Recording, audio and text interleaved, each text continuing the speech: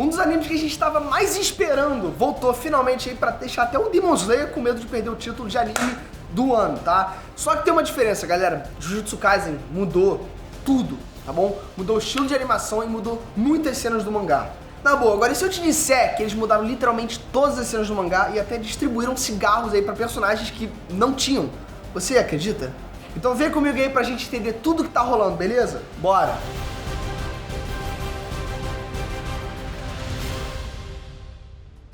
Ei nerd, beleza? Eu sou o Breno e galera, Jujutsu Kaisen finalmente aí voltou, né? Com tudo pra matar a saudade que a gente tava, né? Quer dizer, pra matar a saudade, né? Mas pra deixar a gente também com mais vontade ainda até a próxima semana. Mas de qualquer forma, o que importa é que ele voltou, tá? E talvez melhor do que nunca, não é? Bom, já vou aproveitar aqui pra te perguntar, você achou que esse novo estilo de animação ficou melhor ou pior? Bom, deu pra ver que mudou bastante, então já comenta aqui embaixo o que você achou. Agora é aquilo, né? Gosto é igual a...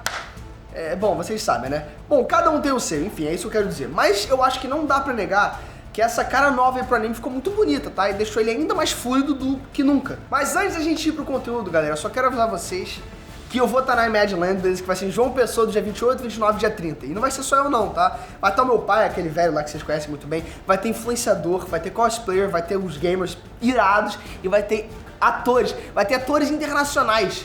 E não é só isso não, vai ter muito mais, só que eu não vou fazer um vídeo disso, né? E bom, então, enfim, eu vou estar esperando você lá, beleza? Vai ser em João Pessoa do dia 28 ao dia 30. Espero você lá. Mas vamos lá, galera, bora começar agora com a análise, porque a gente tem muita coisa pra gente falar, tá? E uma delas é que não foi só a animação que eles mudaram, tá? Teve muita mudança de cena do mangá pro anime, né? E mesmo sendo só detalhes, ainda assim foi bastante coisa. Pra começar, aqui agora a gente entrou aí no arco do receptáculo, né, da Star Plasma, que é o flashback do Satoru. Mas na verdade, a gente pode dizer que ele é mais um flashback do Geto, né, do que o do Satoru, né, justamente porque o anime começa com ele. Tanto que eu fiquei surpreso, né, que o anime começou assim, porque essa cena de abertura dele no beco, na verdade é uma cena perto do final do arco. Por isso que o Geto, ele tava com aquela cara de bosta, sabe, cansado e reclamando do quão horrível é ficar, enfim, exorcizando maldição. Aí sim a gente vai pra Utahime, né, e a Mei Mei, né, chegando pra investigar aí o que tava acontecendo e por que tinha tanta gente sumindo naquela mansão.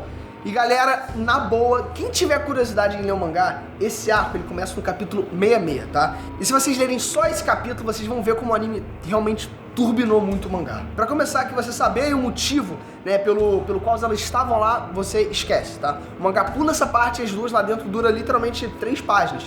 Isso é muito pouco. E o anime deu um background de qual era a missão, sabe? Porque era importante. E começou com um clima de um filme de terror, sabe? Que foi, pô, muito irado. Na minha opinião, pra mim, eu acho que agregou demais, sabe? No mangá, a Mei Mei que fala a distância que elas andaram, né? E fala que foram 15 km em 30 minutos. E nem dava mais pra ver as marcas que elas colocaram, né? O que, na minha opinião, fez mais sentido no anime, porque se o monstro pegava o espaço de trás delas e colocava na frente, então elas iriam acabar vendo as marcas que elas deixaram pra trás, não é? Bom, tanto que no anime elas contaram as marcas e tinham lixo jogado no chão também, né? Pra elas darem, enfim, uma de detetive e a cena ficar mais legal.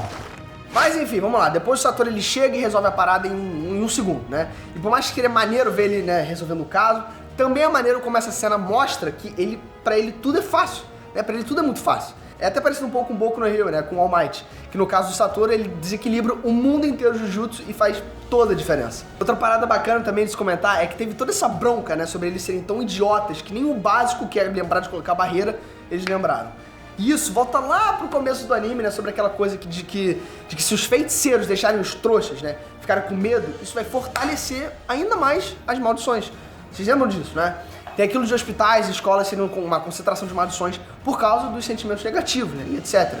E como esse arco é um flashback, isso significa que se você ou um amigo seu quiser começar a assistir Jujutsu Kaisen, a partir desse episódio, vocês podem numa boa. E assim, galera, pra falar a verdade, teve tanta mudança de cena que nem vale a pena falar de todas, tá? Sério, tô falando de verdade.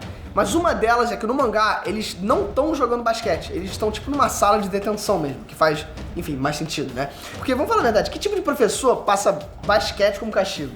Você imaginou isso? Ah, tu quer dizer que você não fez o teu dever de casa? Então o seu castigo é futebol. Vai lá na quadra jogar bola. Isso não faz o menor sentido, tá? Mas vamos lá. O que realmente interessa nessa cena é que a gente vê como a personalidade do Satoru e do Geto, né, parecem estar meio que invertidas nessa hora. Enquanto o Geto ele tá aí falando sobre o dever de ser um feiticeiro que é proteger os mais fracos e tudo mais, o Satoru ele acha isso tudo um saco. É até meio bizarro, né? Porque o Satoru ele não parecia ser só um cara que, pô, se achava um pouco, e sim um cara narcisista, né? De verdade que você acha superior a todo mundo. Mas fica tranquilo, tá? Que logo logo vai chegar um cara pra realmente dar um choque de realidade no Satoru e deixar ele um pouco mais humilde. Só que essa cena do Satoru, ela é interessante porque ela também conversa com a cena dele chegando pra salvar o Otahime e a Mei Mei. Isso porque o Geto, ele zoando a Otahime ele sem querer, isso até que fala bastante, né, sobre a personalidade dele. A Mei Mei fala que quando o Geto pediu pro Satoru parar de zoar, né, os mais fracos, ele quem acabou zoando a Otahime sem querer. E isso fala muito sobre eles, né, porque o Satoru normalmente entende a situação, né, entende o sentimento dos outros, e mesmo assim decide ser um babaca escroto. O Geto, ele já é o contrário, né? Ele não tem muito esse feeling, sabe? E mesmo assim ele acaba sendo um cara que pensa mais sobre o bem das pessoas. No final do episódio, a gente tem os dois indo atrás aí da próxima hospedeira do Mestre Tengen, né? O que é muito louco, né? Se você parar pra pensar, porque entra naquele dilema lá do vagão do trem, onde nesse caso vai ser necessário sacrificar uma pessoa para garantir a segurança de milhares. E quando aparece os dois ali andando em direção ao prédio, é maneiro como até nisso o anime ele quis dar um upgrade, sabe? Pra mostrar na linguagem corporal como eles realmente são diferentes. O Satoru andando todo bobão, sabe? Parecendo um boneco de, enfim, um boneco de Olinda, né? Enquanto isso, o Geto todo torto, emburrado e tal. É meio estranho, sabe? Exagerado, mas é realmente a liberdade artística do diretor que deixa essa parada mais bem feita, sabe?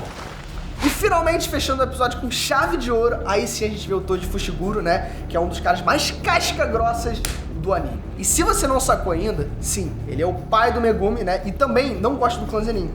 Agora um pequeno detalhe, vocês lembram da Maki falando sobre como esse clã, ele é só de gente escrota? Pois é, o Toji ele concorda tanto com isso que ele até mudou de nome e mais pra frente vocês vão ver como que eles têm muito em comum. Mas calma que ainda tem uma última mudança de cena, tá? Que eu achei bizarra por ser tão aleatória e, enfim, eu preciso comentar aqui com vocês. Tanto no começo do episódio, com a Shoko, quanto esse cara aí que aparece conversando com o Toji. Os dois estão fumando no anime e não no mangá, sabe?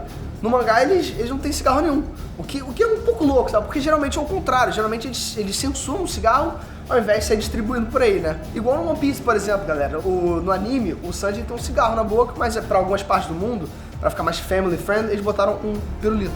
Enfim, eu não faço ideia do porquê que eles fizeram isso, né? Se for, de repente, pra adicionar algum elemento, deixar a cena mais completa, mais humana, sabe? Ou, enfim, sei lá. Não sei porque eles fizeram isso. Mas, de qualquer forma, crianças, não sigam esse exemplo, tá bom? Cigarro é feio. Enfim, fica a lição aí do dia. Não use Jujutsu Kaisen como exemplo de vida, tá? E chamem o Leão aí do Proed pra, enfim, pra descer a porrada nessa galera. Comenta aqui embaixo o que vocês acharam, galera. Sério, galera, se inscreve no canal. Por favor, me ajuda demais. Se não tá entendendo, clica nessa bola aqui. Olha isso, é um presente pra você, tá vendo? Eu te dou um vídeo e você me dá a inscrição. Calma, por que isso? A inscrição. Aproveita também, já clica no joinha, né? Dá um likezão, que me ajuda pra caramba. Algoritmo e tal. Enfim, clica no like, se inscreve e também clica no sininho, aproveita, né? Já tá fazendo tudo que eu tô pedindo, então já clica no sininho que você vai ser notificado quando o nosso próximo vídeo do Nerd for lançado. E aliás, um beijo, eu te vejo lá. Fui!